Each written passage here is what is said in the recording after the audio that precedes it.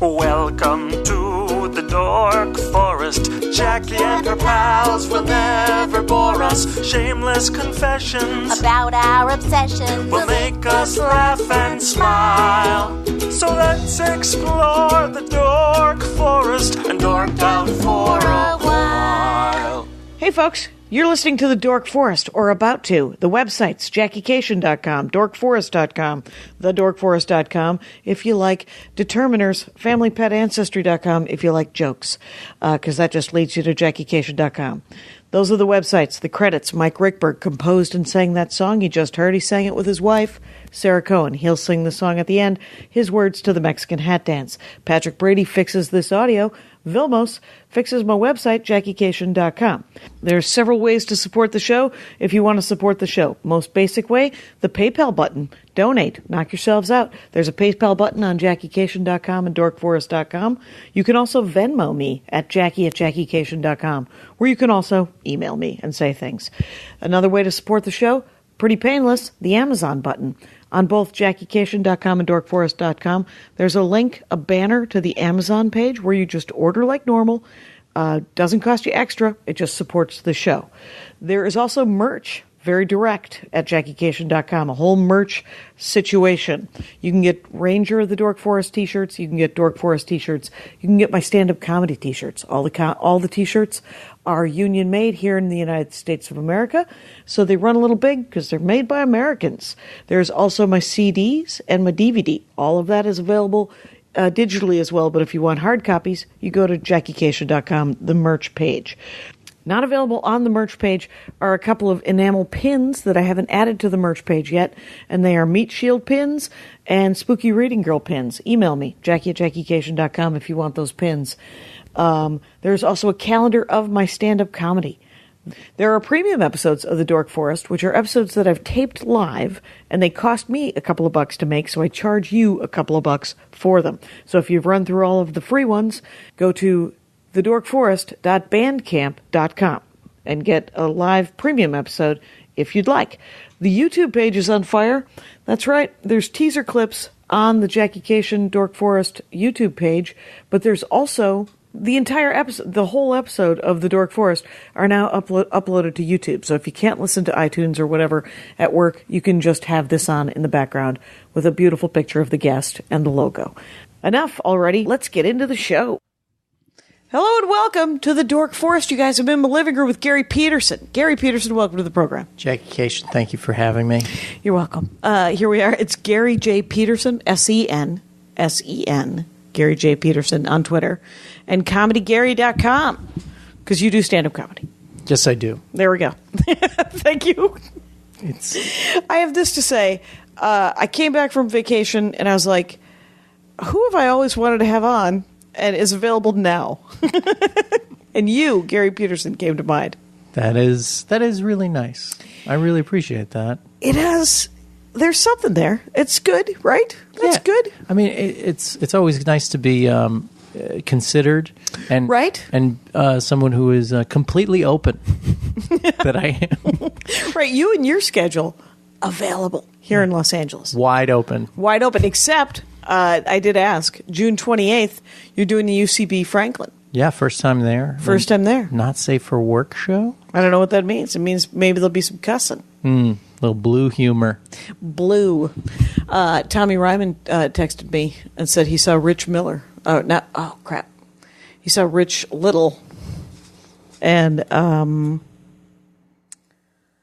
it was crazy. He was like, he had Reagan jokes. Rich Little. The impressionist. The impressionist, Rich Little. He just saw him Saturday. This is like 2 days ago. He's still doing the 1984 act that he has. Right. That. I texted him. I said, did he somehow make it topical? Got a one-word response from Tommy Ryman. That word? No. It was a lot. It was a lot. And it's not that, Rich Little is fine. I just wish, he's just one of those things where you wish he would keep writing. Anyway. He's done it for what, 45, 50 years? Mm-hmm. Mm-hmm. And that... He knew the greats. He's known them all. He's 77. I came up in the Boston comedy scene, and there were the guys that just stopped writing in 1981, and it showed, and the dudes that have always been creative and continued on. Yeah. And the difference is, like, just put in the work. If you wrote one new joke a year for 30 years. Just think of that. It's a new half hour, guys. That's at least a new half hour if you're writing one-liners. Yeah. And if you're writing stories. Exactly. Those are albums. You're leaving money on the table, Sound Exchange. This is a different podcast. Sorry. Sorry. No, go ahead. I find there's no excuse for laziness in this biz. There isn't. Gary Petersen said it right now, not first. I coined that phrase. Gary Petersen said it first. And it's but people should go and see you because you entertain me when you talk out of your face on the stage. It's the nicest thing you've ever said to me. See? Look at me, always making friends. But we're on the Dork Forest right now, and I am slightly punchy, but that's why I haven't gotten to the point, and we are 2.5 minutes in. So the point is this. For 7 years, you worked in colonial days, or some damn thing. You know about the Revolutionary War. I know its ins and outs from the beginnings, the early days, the early years, the Pete Best days of our country beginning. Wow. That I definitely wanted the Pete Best days. It was, in Boston, I worked on the Freedom Trail. And that's right, because you're a Boston comic. So did you grow up in Boston? Yeah, just outside, and then I moved into the city to do more and more comedy and stuff. Right. And to support myself, day gig, it was really great. So you gave the Freedom Trail tour? Yes. Oh, that's awesome. I worked with the Freedom Trail Foundation, and I told all the stories. It was storytelling. It was outdoor theater a lot of the time. Yeah. And you would be in like these guerrilla elements of like homeless people coming up being like, "I changed." There's a famous guy who sounds like that in Boston who's a murderer of children. And interesting. Interesting. It was like you perform around that, you'd navigate the elements. I have blizzards. I've done blizzard tours. Wow. Those people. How many people are on the tour? 3 very dedicated people in that one that I can think of. Okay, so it could be small. Mm-hmm. Could be one. Could just be one person has hired. Now, are they hiring you, or are they hiring the foundation, and you work for the foundation? Both. I did public tours, so I'd stand outside with maybe a bell or my voice and greet people as they would be like, "Go fuck yourself." And then there were school tours and international tours, and you get all these people that would come. And then odd fringe groups where there would be like, we are an Asian American Christian group that wants to hear about Cotton Mather and how great he was. Side note, Cotton Mather started the Salem witch trials. Right. So. Right. I vaguely remember that name from a Sarah Vowell book. Let's talk about the Revolution. What do you do? Where do you start? Tell me a tale. The beginning is 1492. No. The day the fight starts is 1773, but you've got to wind back the clock. Okay. You got to start 1765. Okay. That's when now this golden era of our parents, England has left the kids at home. Yep. A little too long. Okay. And now they've come to say, all right, now you've got to pay the utility bill because you live here now. Mm-hmm. And the resistance starts. What do you mean? Well, that analogy falls apart somewhere in the middle for me. So we live here. Yeah. We're occupying it. We're taking care of it. And they're the protectors. They're providing the armies, the police force, the infrastructure to a degree. But it's not 100%. So all that independent mindset of like, okay, since they left us to our own devices to build a city council or a government, we are starting to pick our own people. And when we are. They have these wide laws that they want now. They start to want the Stamp Act, those stamps, a little tax on that. Was there no Stamp Act previously? Right, there wasn't. There were not really levied taxes. They were around, but nobody really collected them. There were tariffs. Were there? So that it was. So people would figure out a way to come to these shores, and the British government provided structure and armies and navies and whatever Protection, like a mafia. Okay, when the Indians came up, they come break the legs and we're safe. Right, but they asked for no money. There were no taxes because of that. Pretty much because not like the mafia at all. it was like what they were getting on the return of investments. So all the lumber, all the trade. Okay, they got a deal on product. Yeah, exactly. It was more of a barter situation. Yeah. Okay. And then after the Free bakery, French and Indian War, free bakery. Sure, exactly. Sure. And now that bakery, they're taking away that free sample. That's it. That's gone. It's gone. And now, and they're saying, are we the bakery in this? They're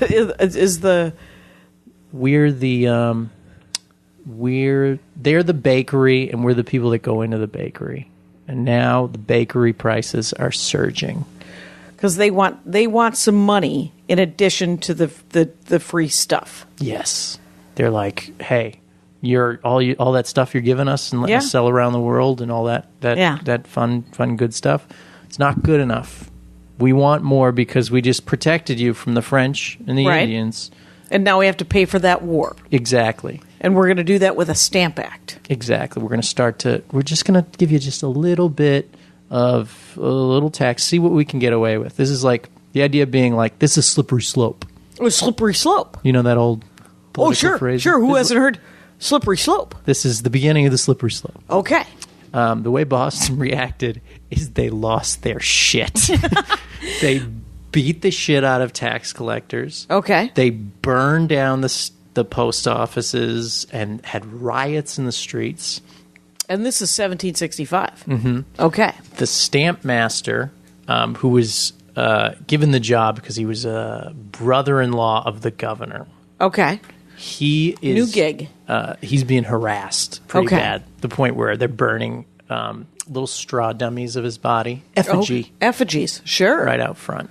Right. They put a sign in Boston Common in the center of everything that says nothing gives me more glee than a tax man hanging from a tree.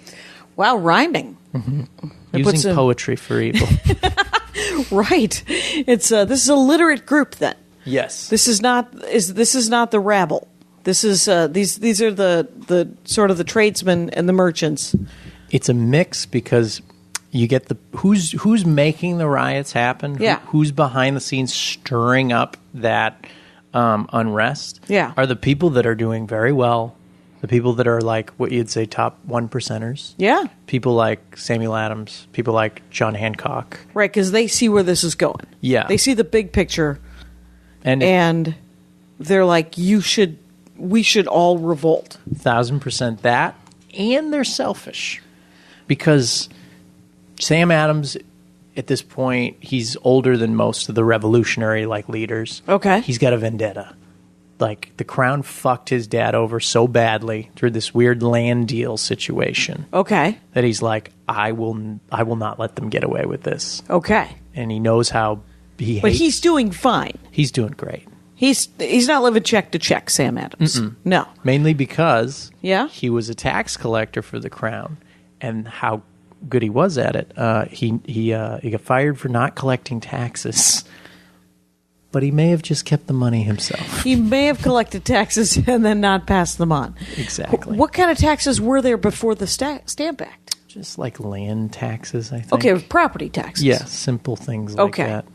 Stamp tax, new sales tax, essentially, is what that was. Yeah, it's one of the first, if not the first. Sales tax ever.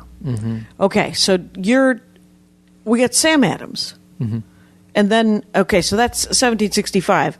Did the British Crown win? Was there then a stamp tax? No. That got repealed pretty quickly. Okay. But the way they tried to slip it through again was like on other little things, like they tried to do like the Sugar Act. Okay. Like, okay, we'll tax sugar coming in. Okay. Or we'll tax tea. Right. And it's starting. When was the Tea Party? 1773, December 16th, I believe. 1773. That was the Tea Party, and they called it a party. So, it, like, literally 8 years later, the British government is nickel and diming the people trying to pass various taxes to pay for the French and Indian War. And every single one is repealed? They're failing or repealed. Okay.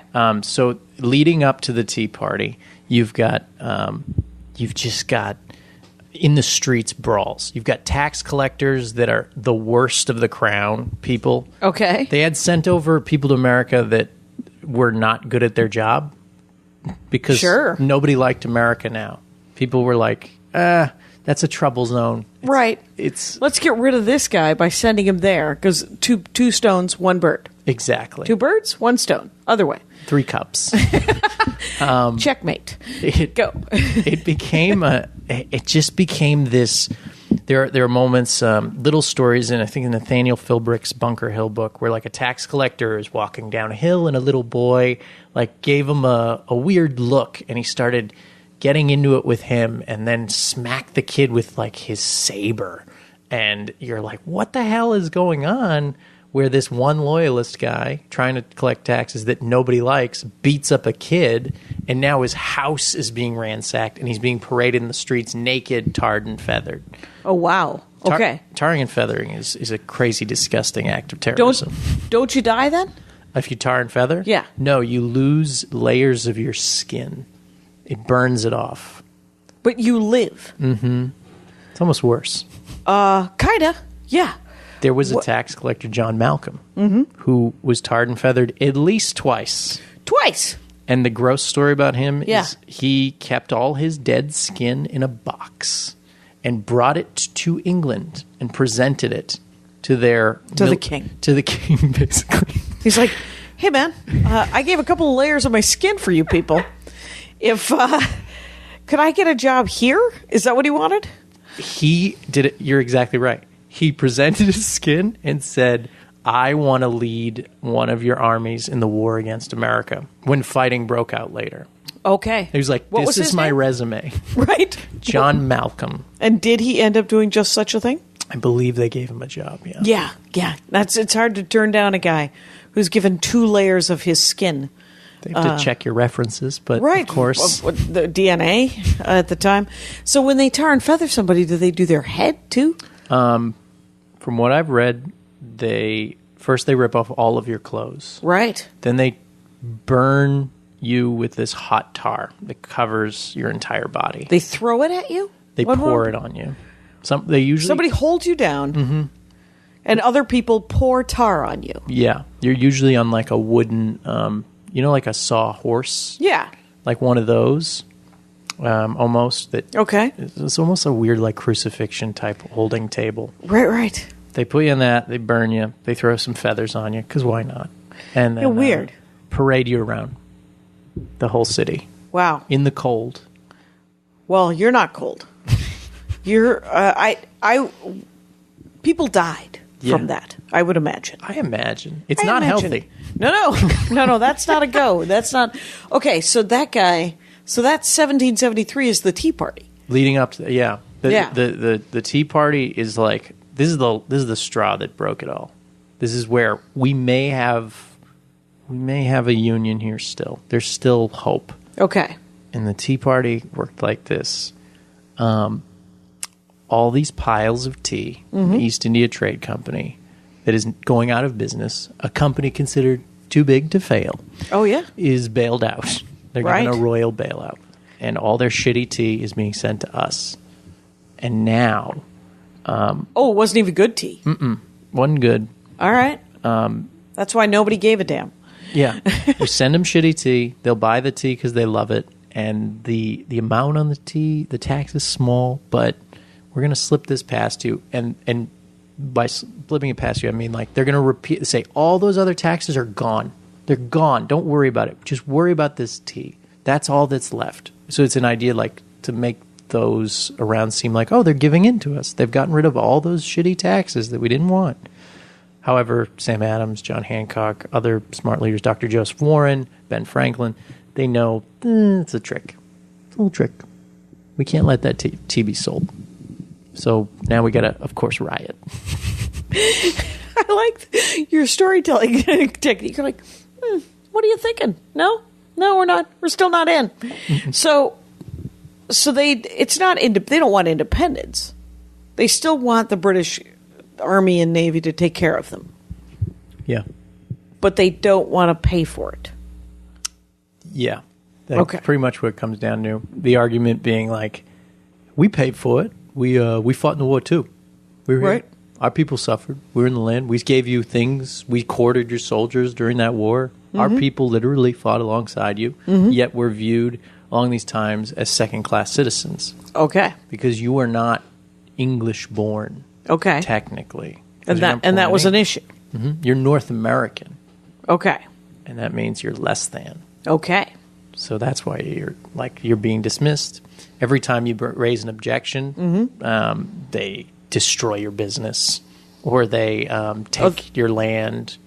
Like any the riot, any dissent, is hit with massive like overreaction. Yeah, smashing an ant with a sledgehammer is one of those old like colonial sayings of how Washington handled things when he was in charge. But same thing, like over just decimating any dissent. Okay. The Tea Party night is fun. Yeah? It's a fun story. Do you know it? I don't know it. I know that they white guys dressed up like Native Americans and threw the tea into the harbor and blamed it on the Indians, and absolutely no one believed them. Right. And then I think the British still went and killed some Indians anyway. That's what I know. It might be true. Yeah. I haven't heard like the Indians getting killed. I do know a number of businesses got smashed after that. But what's the story? My favorite one of the Tea Party is this guy. I believe his name's John. His name's John. John something. All right. John something is is part of the Tea Party. So there's two distractions set up. This is a masterful play, right? You've got town meeting where everyone's like, hey, let's talk about Texas. Texas is bad. But down the street's the action. Down the street is Tavern, the Green Dragon, Sons of Liberty headquarters. And they're all inside, John Hancock. They're all talking, okay. As soon as we start to hear the Tea Party like meeting ending, people cheering or booing, we're going to the harbor. We're going to the 3 ships at Griffin's Wharf, and we're gonna destroy that tea. We can't burn the ships. Those are our friends' ships. They've commandeered ships. Oh, okay. So it'd be too easy, too violent. Right. We've got to send the message that we're not going to let that tea be sold. Mm-hmm. This one guy, John, is getting a little drunk, as you tend to do. Sure, you're at a meeting. You're at a rebel meeting. You gotta. Yeah. You gotta get some sauce. Get shit cocked. Mead? Who knows?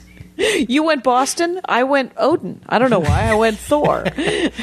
Yes. He was not known to be a big drinker, but his night is cloaked in secrecy. But this is one of the stories. It's like, okay, this happened. It's just fun. This just happened. Everybody like busts this guy's balls after this. But he comes there. They hear the noise. They go to the ships. He's down in the hold. These are 350, 400-pound crates of tea. You got to hoist him up on these ropes, and he's tying the ropes, and he's down there, but he's drunk, and he fucks up the knot. So the crate of tea slams his head, and he falls dead, and everyone's like, "Oh no, this is John's dead. John the drunk's dead." Yeah, John, who rarely drinks, got hammered. Shit tied a knot and got killed. Who'd have thunk a man on a boat could be drunk? Is what everybody's thinking. Who'd have thunk? Who'd have thunk? Who'd have thunk?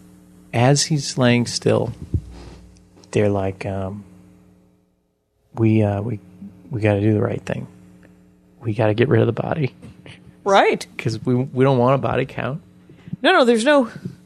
That he's dressed as a Native American, and yet.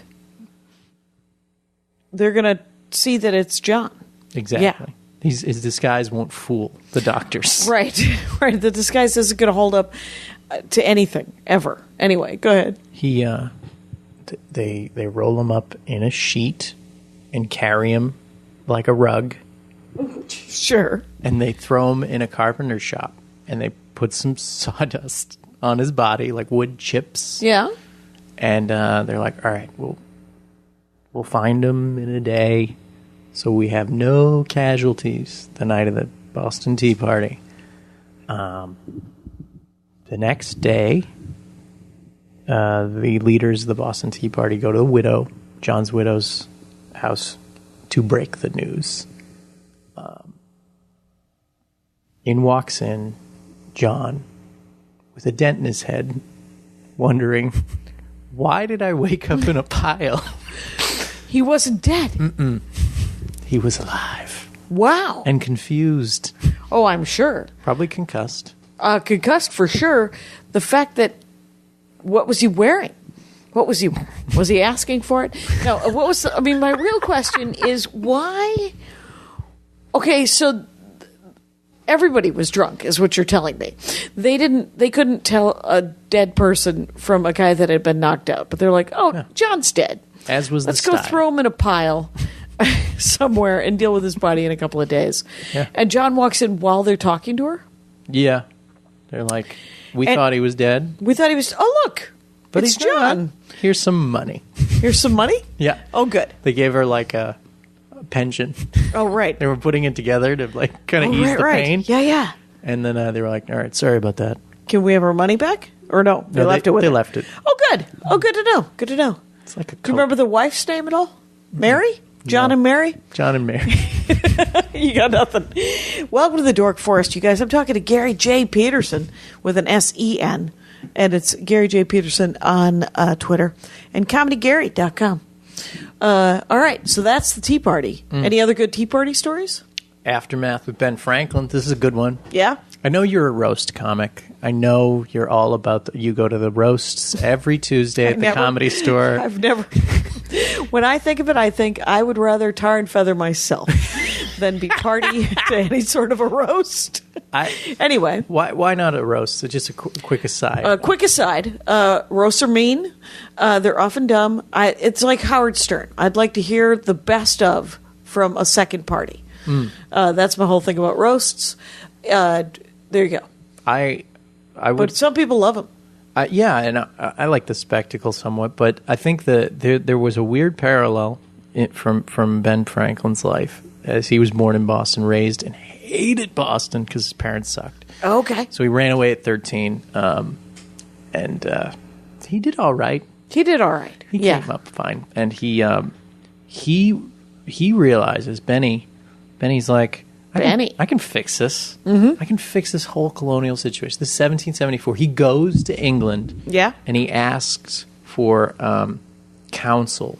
He goes to seek sort of a plea, because the Boston Tea Party news has reached England. It's taken like 8 months. Okay. And he's there, and he goes in to basically explain, it's not the people, it's the idiots you sent there that are screwing up your policies, that can't enforce the taxes, that are beating up children. Mm-hmm. Nobody likes these guys.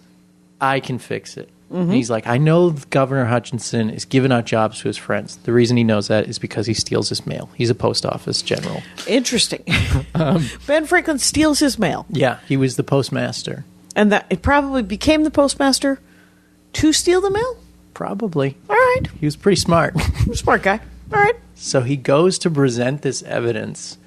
Instead of listening to him, they bring in this general. I believe his name is it's a perfect name of history. There's a couple of them. One is the guy that beat up Andrew Jackson as a child, named Major Coffin. Oh, there you go. Major Coffin slashed Andrew Jackson on the head when he was 13, fighting in the American Revolution as a spy. Okay. The other one is Alexander Wedderburn. Wedderburn. The burn is because he was a prick.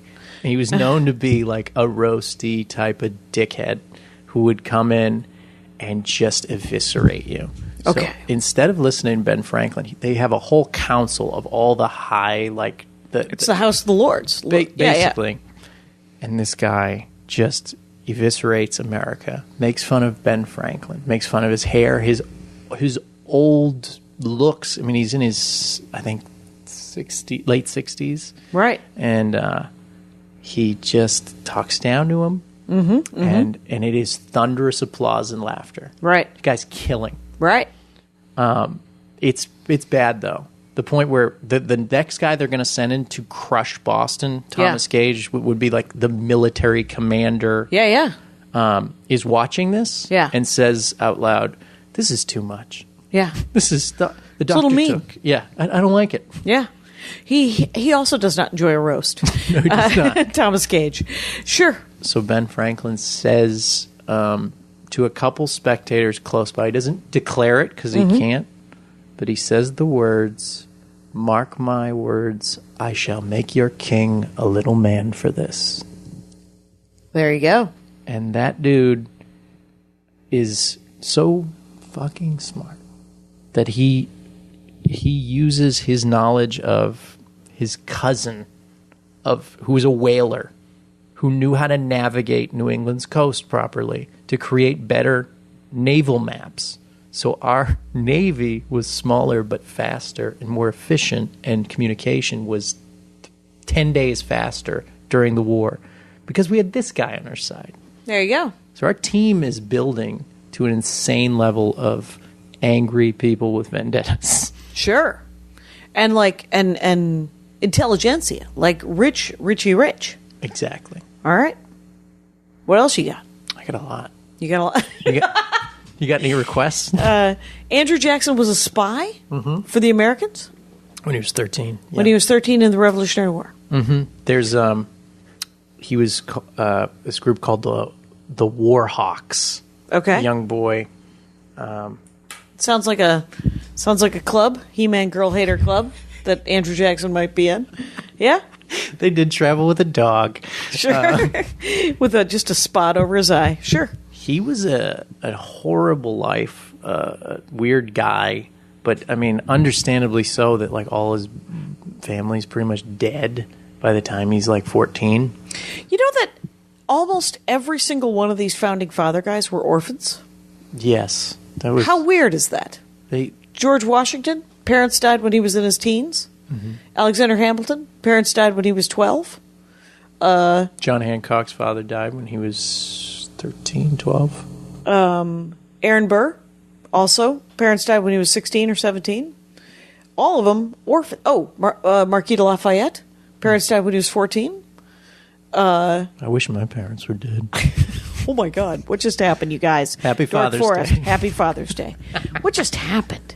It's So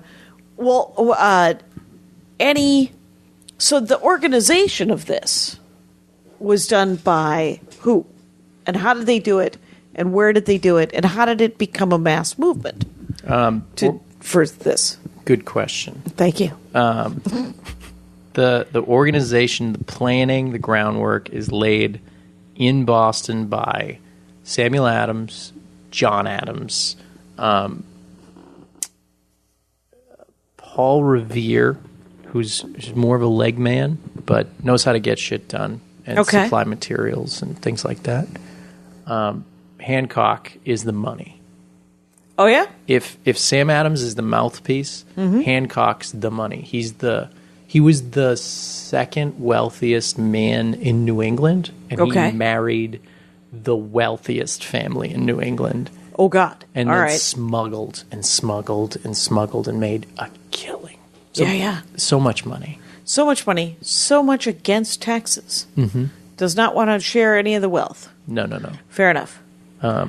He married Dorothy Quincy Hancock for money. Right. She was a total babe. Was she? Mm-hmm. These are hot people? These are good-looking people? He had... they had access to dental. Nope. Which, of course, nobody... Well, what dental of the day? Paul Revere did that for fun. That was his fun thing? He had Paul Revere had 8 children with Sarah Revere, who he loved, and then she passed, and he swore he would never love again for 1 week, then met Rachel, and for 1 week had 8 more children. What? Yeah. So he had 16, 11 surviving to adulthood. Of the 16? Mm-hmm. His jobs, he was a mason, carpenter, a spy. He was a messenger boy. Messenger boy, messenger man. He very potent, obviously a man. Very fertile. Sure. Professional father, you could say. Yeah. He was. He led another spy network of just like blue collar guys called the Mechanics. He was a. He had a gunpowder mill, a copper mill. He was an amateur dentist. 2 words you never want in a sentence together. No. Sounds like a terrible idea. But like he had money, he had jobs, he was building an empire of his own. But just for the fuck of it, he was like, I want to be a dentist. Mm-hmm. So he did. And like, who would go to a non-doctor to be working on their teeth? My teeth hurt, and he's like, "Can I pull it?" Is that what his deal was? I don't know how he advertised, but like he would be like, I'll work it out. I'll figure. Yeah. I built this shed. I can fix your molar. Maybe I could pull your tooth out. Weird thing is, a doctor actually was his patient, Dr. Joseph Warren, the hero of Bunker Hill. I know nothing about Bunker Hill. We'll get into it. Okay, well, we have a half an hour. Let's do this. Okay. So Bunker Hill, we're going to get into the meat and potatoes of it. Please. But Dr. Warren is a stud. He's a doctor. He's a ladies' man. He's sleeping with the mayor's wife, who is a spy. Thomas Gage's wife, Mrs. Gage. Oh, she's a spy for the Americans. Mm-hmm. Okay. Because she got some family here. She's got ties. And she's whispering into Dr. Warren's ear every night. Dr. Warren is the dude that stays behind, fights at Bunker Hill. Paul Revere's not there. John Hancock's not in battle yet. He's going to be terrible in battle. Sam Adams didn't fight at all. But Warren was like, fuck it, I'm staying. I'm going to the last. How old's Warren at this time? I want to say early 30s. Okay. Small guy, tough, fights, is bayoneted and killed. And they bury him. Oh, there you go. And they wonder, like, how, after Boston is free later, how are we going to find Dr. Warren's body to give it a proper burial? Mm-hmm. And Paul Revere's like, I did his dental work. I know exactly what his face looks like. So they identified him based off his dental records. Oh, wow. So forensic dentistry, another job of Paul Revere's. Paul Revere, can I see the body? Paul Revere sounds a little creepy. That's what he is. He's an everyman. I mean, you know guys like that, people like that, but I mean, they're just tinkerers. Yeah. I know John DeBoer. You know John DeBoer? No. A comic out of Minnesota. That guy, he likes to fix some stuff. He's always inventing something. Taking it apart, put it together again. That's him. Make it your own. The guy that like drills into his own engine to make it faster. One of those. No, I don't know that. I remember apocryphal story. He says it isn't true, but when he used to drink, he once got arrested on the tarmac at the Minneapolis airport. And he was like, I don't think that happened. And I was like, but you woke up, he said, tied to a board. But the thing is I don't think that happened. And you're like, you weren't there. Your body was there, but you weren't really there. You don't know what happened. And he's like, yeah, I don't think I was on the tarmac. Anyway, so that's the only guy. He'd be hell on wheels in a revolution, though, John DeBoer. So it's a ragtag group. It's a ragtag group. A lot of the I've read a biography of Lafayette, and of course Hamilton. I went down a spiral because of Hamilton the musical. Still haven't seen it. Still haven't seen it? No. I've seen it twice. It's I saw it here and I saw it in New York, and I did not see it with the original cast. Okay. So, but it's excellent and it's fascinating because I had read the Federalist Papers in college, but I just knew the written word. I never knew any of the stories or the people really. Mm-hmm. So, what happened at Bunker Hill? I don't know what to ask. No, You're not really. I hate Alexander Hamilton on paper. I just think he's the reason America sucks. But it's his bank ideas. I don't like his bank ideas. I think they were a lot. It was the centralized bank. it helped. The centralizing of the money system actually helped make America grow, but it was never made for anyone but the top 1%. I mean, it wasn't made to help anyone. It was made to help an entity, which was a centralized government. Yeah. Yeah, he was a guy who wanted George Washington to declare himself king. Yes. So that guy's not monarchist. Mm-hmm. So there's no reason to really. His politics were brutal. Yeah. So yeah, that's where he loses me. The bank and the politics there. I mean, we're the whole reason why this revolution is happening is to get rid of not the king, but to get rid of the tyranny. They're like, yeah, we should be able to say, hey, that's not okay that you're doing this. We should be able, as a democracy, to decide and elect those that will do what we want, and we live in that place. That's what this is about. But then it slowly gets twisted to more power, like over time, after the war especially. Bunker Hill, though, I mean, these are the salad days. You have Lexington and Concord, which was a disaster mess for the British military. They didn't know what hit them. They weren't prepared. They fucked up big time. Mm-hmm. Mrs. Gage, thank you for cheating on your husband. Because she was able to confirm something that sounds like a rumor of history. One of those, like, two guys walk into a bar dressed as British military. One guy says the other, we're going to take over the colonials. And the other guy says, yeah, happens Wednesday. It sounds like a great joke setup, but it's true. Right. They walk into a bar and they discuss military plans. Okay. What bar did they go to? The headquarters of the revolution, the Green Dragon Tavern. Really? Yeah. They went to imagine the Joker goes to the Batcave and it was like, I'm going to rob a bank. Right. You're like, why are you telling me? Right. So everybody there is like, there's no way these two guys are this stupid. Right. Maybe it's arrogance. Maybe it's both. Was it arrogance? Do we know who those two guys were? No. And we don't even know if the story's true. Okay. But somehow we know there's a march towards our secret stash of weapons. Right. On Wednesday or whatever. Yeah, it was like that April 18th march. It's going to happen. Right. We didn't know exactly the date, so we're like, all right, Dr. Warren, get in the bed. Figure it out. Okay. And he did. Mm-hmm. And so we had a dress rehearsal of the Midnight Ride. Okay, one if by land, two if by sea, Midnight Ride guy? Exactly. Okay. So what's the dress rehearsals like? Paul Revere rode there and said, this is when we really do this. Yeah. I will say one if by land, two if by sea, or whatever. It was it's all by communication through light and checkpoints. So, boom, they're going to start marching at night. We know if we looked at the high point, the Old North Church, if one lantern, one if by land, that means the soldiers are going to march this route by land. It's the most direct route. There's really only a couple roads. So that means estimated time of arrival. Okay. If you know it's two by sea, that means they're going to take a little river route and cut off some time. And then land troops. And then march. So it's a difference of a couple hours on when they might arrive. Okay. So they run that drill, yep, and they get their timing down. They know they have moved Sam Adams, John Hancock out of Boston, out to Lexington at this point because it's just unsafe for them in Boston. There's military rule. Thomas Gage is here. Post-Tea Party Boston is martial law. Okay. It's dangerous. Right. A lot more troops landed. Yep. And they ain't friendly because they don't want to be there. Right. They want to smash this rebellion. Mm-hmm. And head home. Any problems, cut it off from the head. Okay. So troops start to move. Paul Revere knows about it. They know, like, this is going to happen. The lanterns go up. He gets on his horse. William Dawes goes another route. William Dawes is...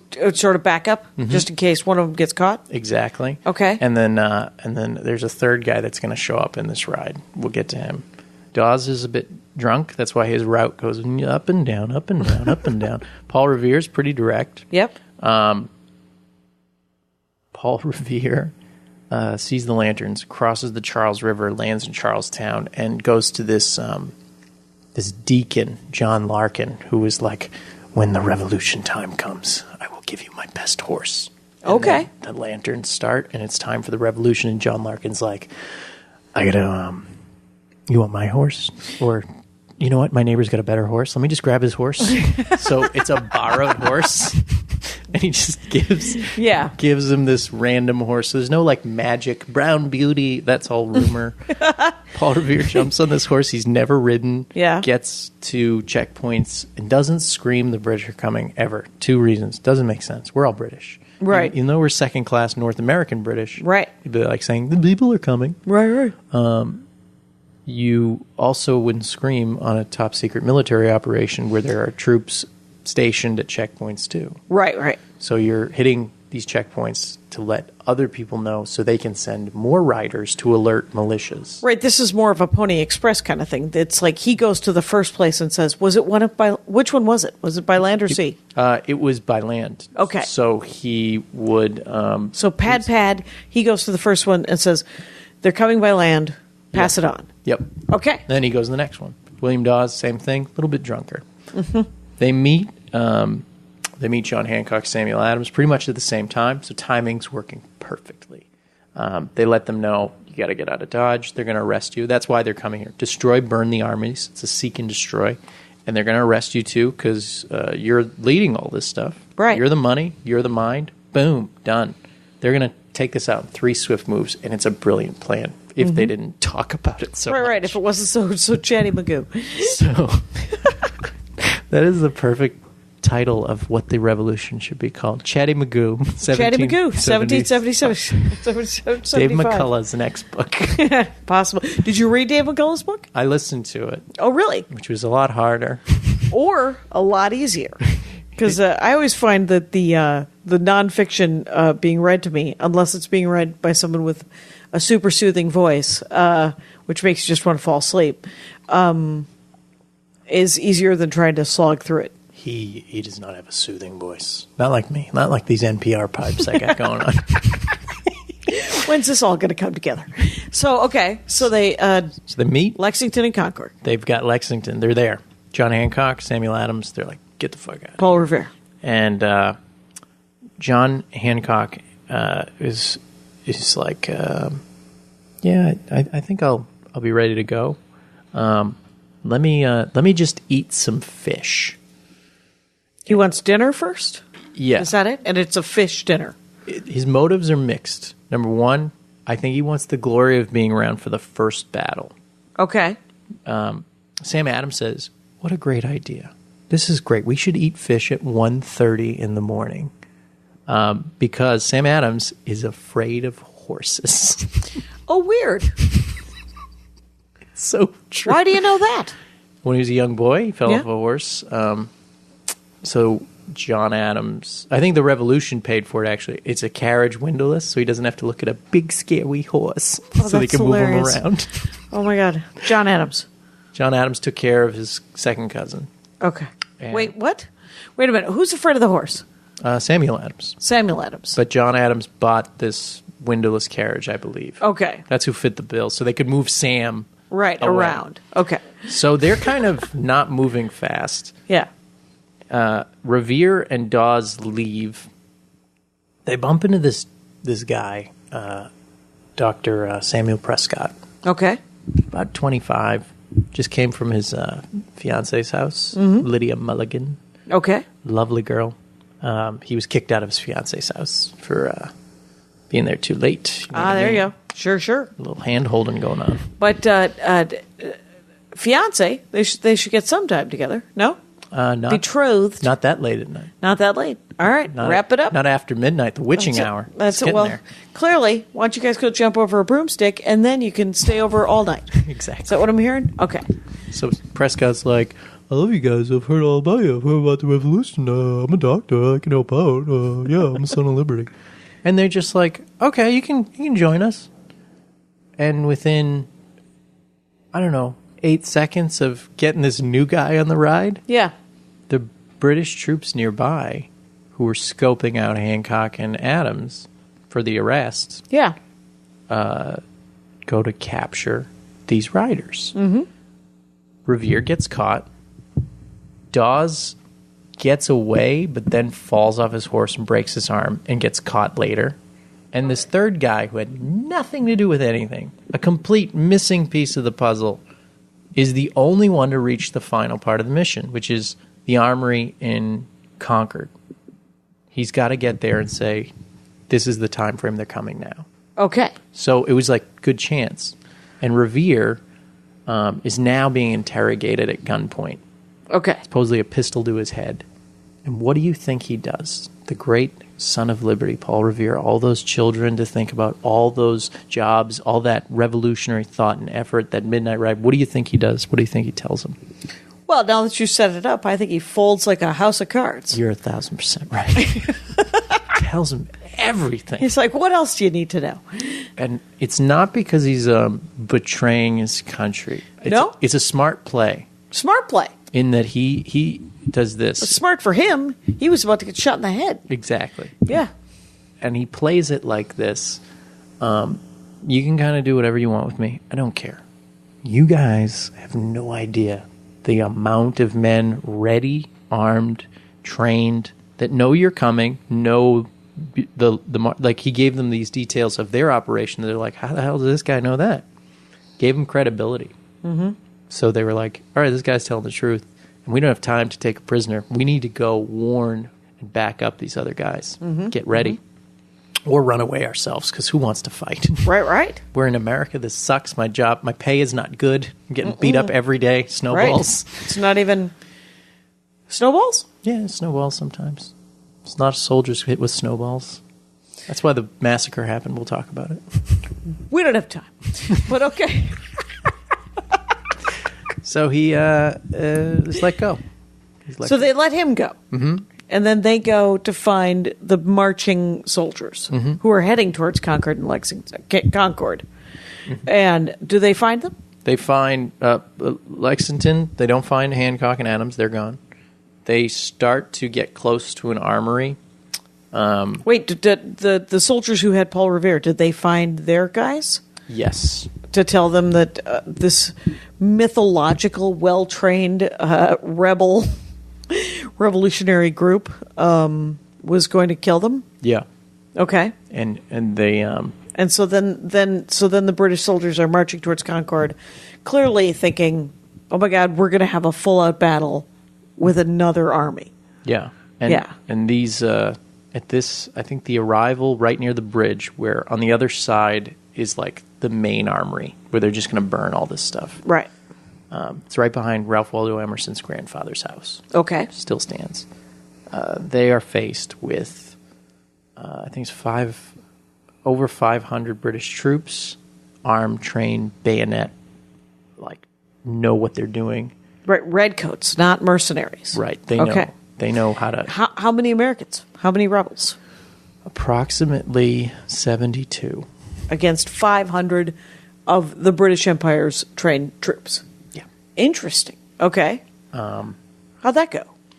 Not well. Not well? For who? For anyone? For anyone involved.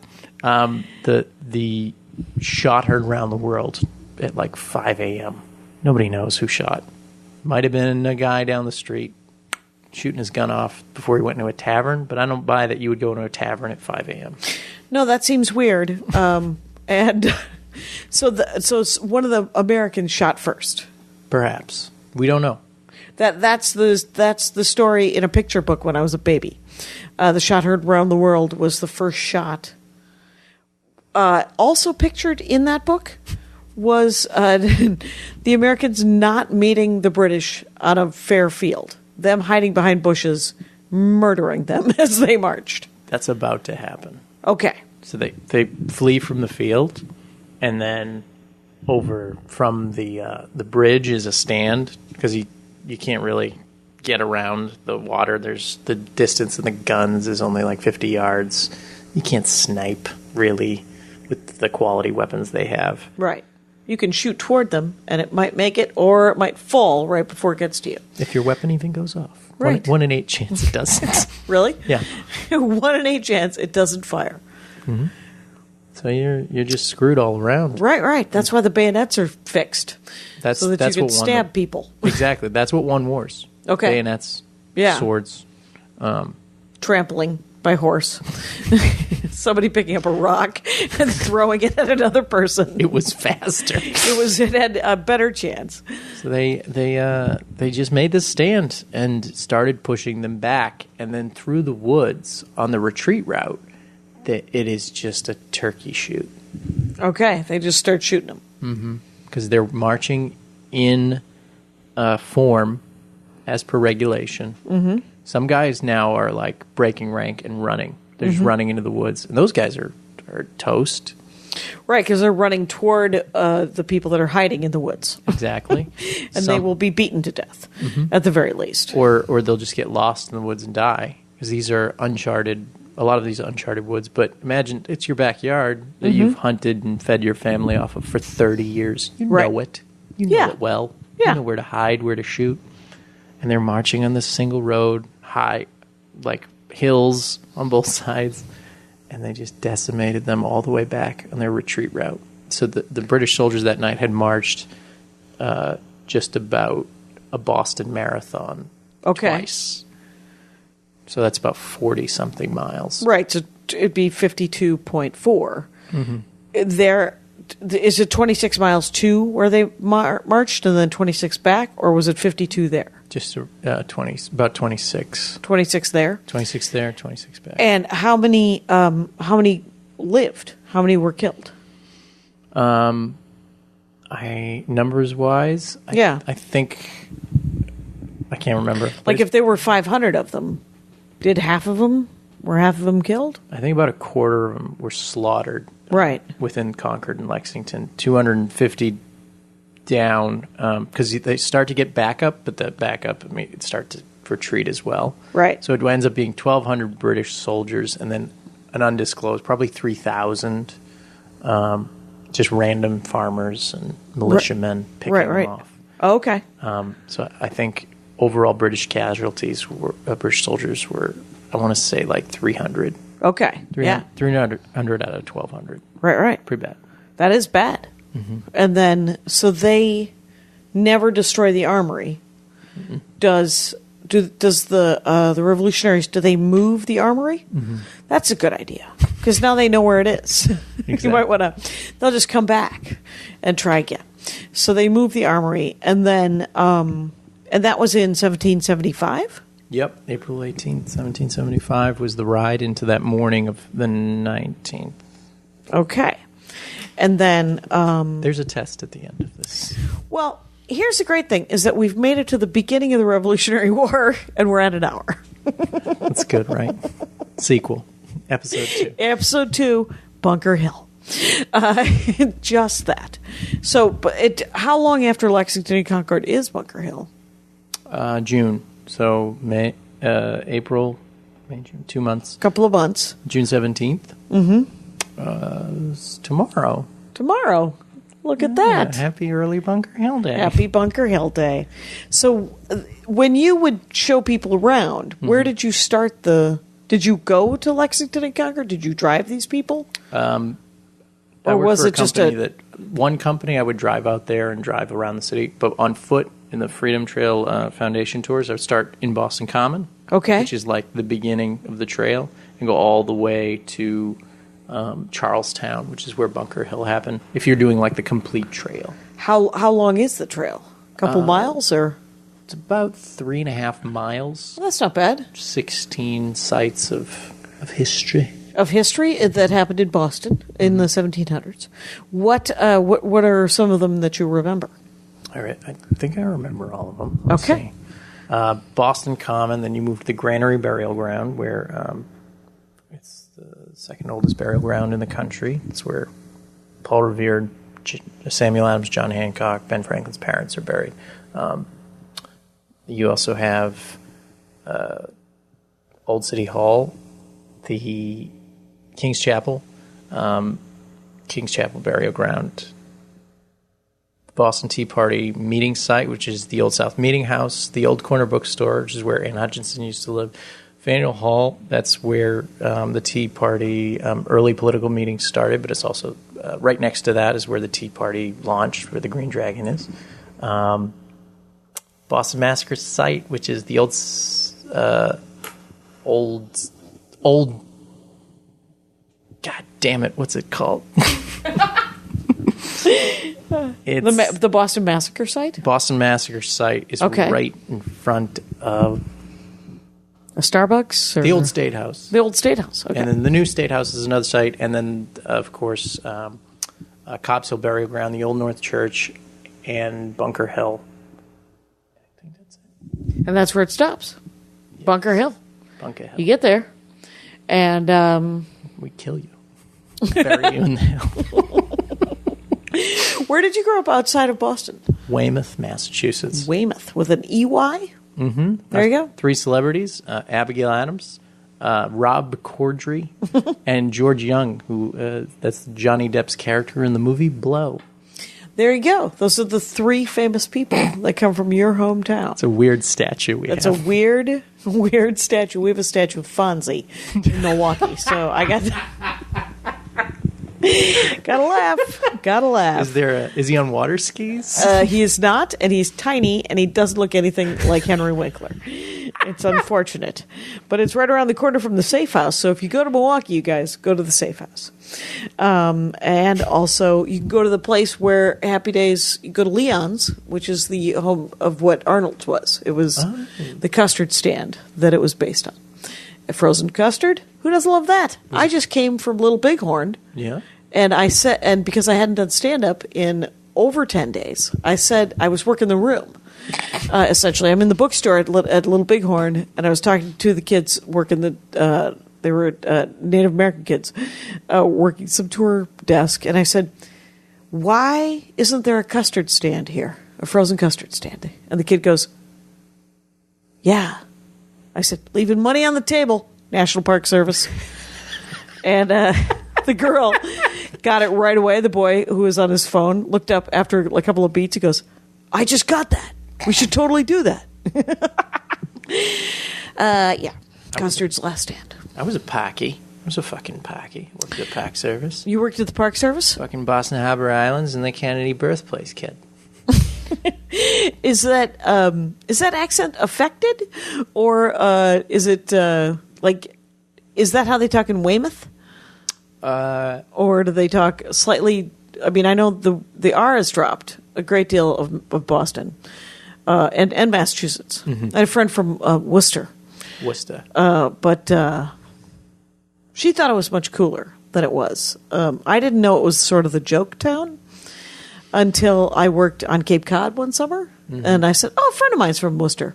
And everyone, yeah, there was a lot of laughter. I was like, "Well, calm down. It's a perfectly nice city which has several universities, and a lot of abandoned factories." Are there abandoned factories? Yeah, it's probably being gentrified as we speak. The joke I always heard about Worcester was the strip club was called Hurricane Betty's. Yeah, and everyone nicknamed it Sweaty Betty's because of the local Worcester women that had to work there. It's a charmer, is what I'm telling you. There's a lot of charming people in Massachusetts. It's so funny because it's the birthplace of the Revolution, mm-hmm. and yet it is full of some of the biggest dirtbags you've ever met in your life. Not that every place doesn't have its fair share of dirtbags, but it is funny. It's my dirtbags, right? It's dirtbags of. Are you kidding me? I'm from Wisconsin, so we got some dirt bags. But do you love where you're from? I do. A spot in your heart for it, like I got a spot in my heart. My sister has always said about South Milwaukee, no H, just a T. South Milwaukee is how it's pronounced. I just talked to my great aunt this morning, and she was talking about South Milwaukee and going to church there tomorrow. And my sister. We were driving downtown South Milwaukee, which is population 24,000 people. Mm. It's a little town outside of Milwaukee. And Milwaukee, by the way, no L, just Milwaukee. Milwaukee. So South Milwaukee is great. And my sister said, as we were driving downtown Milwaukee Avenue, she goes, "I can't believe you have any